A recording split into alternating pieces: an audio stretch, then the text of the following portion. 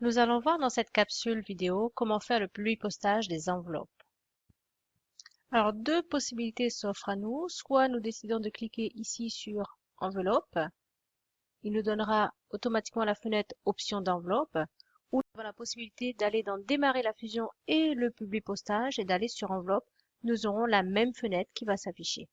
Alors, deux onglets disponibles, l'option d'enveloppe et l'option d'impression.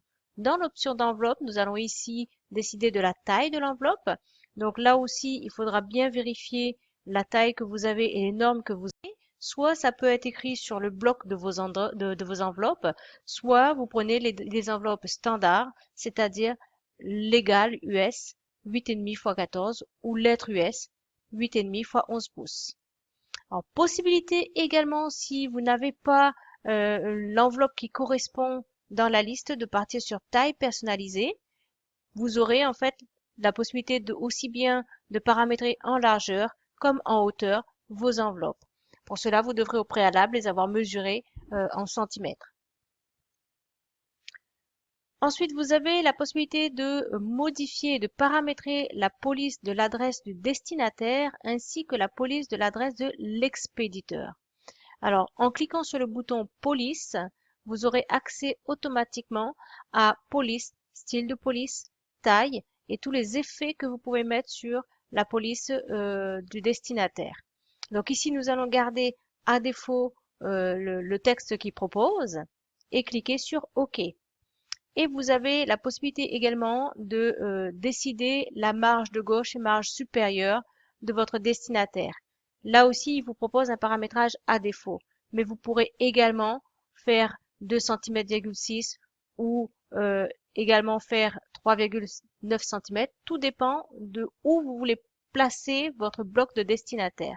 Nous allons garder dans cet exercice le paramétrage à défaut. Pour l'adresse de l'expéditeur, vous avez les mêmes possibilités, c'est-à-dire de cliquer sur le bouton police et de paramétrer la police de votre destinataire, de votre expéditeur, pardon, et vous avez les mêmes paramétrages qui se proposent à vous pour marge de gauche et marge supérieure.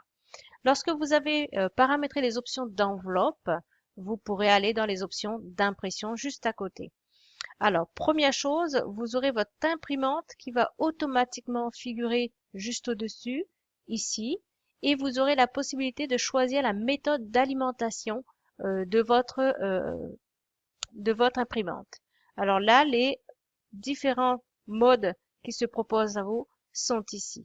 Donc, il faudra au préalable savoir quel est le mode d'alimentation des enveloppes dans votre imprimante.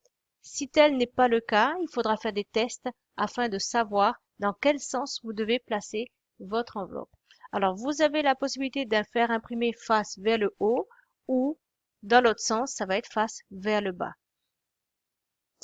Possibilité également de faire une rotation à 180 degrés en fonction du sens de votre enveloppe.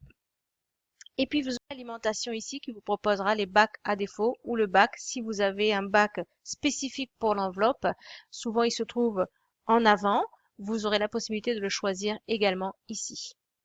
Quand vous avez paramétré aussi bien les options d'enveloppe que les options d'impression, vous ferez OK.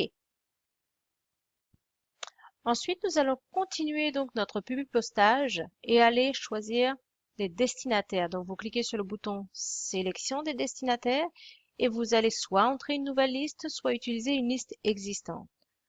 Ici, nous allons choisir la liste existante.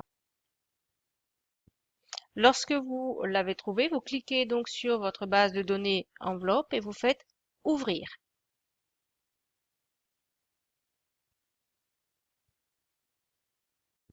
Automatiquement, vous verrez que le bouton Modifier la liste de destinataires va finalement être accessible, ainsi que tous les champs d'écriture et d'insertion qui se trouvent dans le bloc juste à côté. Alors, nous allons ensuite insérer les champs de fusion. Alors, pour ça, vous allez d'abord faire défiler l'enveloppe et vous verrez que vous avez ici une zone de texte qui s'est automatiquement placée pour le destinataire.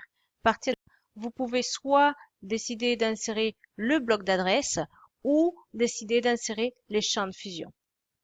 On n'oublie pas que lorsqu'on insère les champs de fusion, on fera toujours un espace entre chaque champ.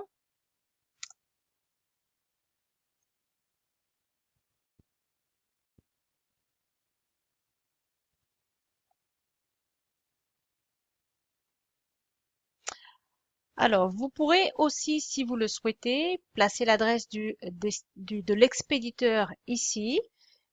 Donc ici, ce ne sont pas des champs de fusion puisque ça va être quelque chose qui va être le même sur toutes les enveloppes.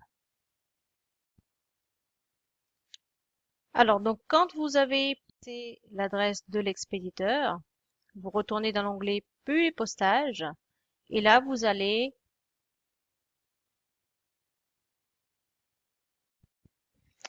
ensuite faire l'aperçu des résultats et vous aurez la possibilité de faire défiler sur le côté les différents destinataires. Ensuite, lorsque vous aurez contrôlé les différents destinataires, vous pourrez terminer la fusion et imprimer les documents. Là aussi, comme vous l'avez vu dans la capsule précédente, vous aurez la possibilité d'imprimer tous les enregistrements, d'imprimer l'enregistrement en cours uniquement. Ça veut dire que ce sera que l'enveloppe qui figure devant vous qui va être imprimée ou de décider de l'enveloppe numéro tant à numéro tant. Notre fusion est donc terminée ici.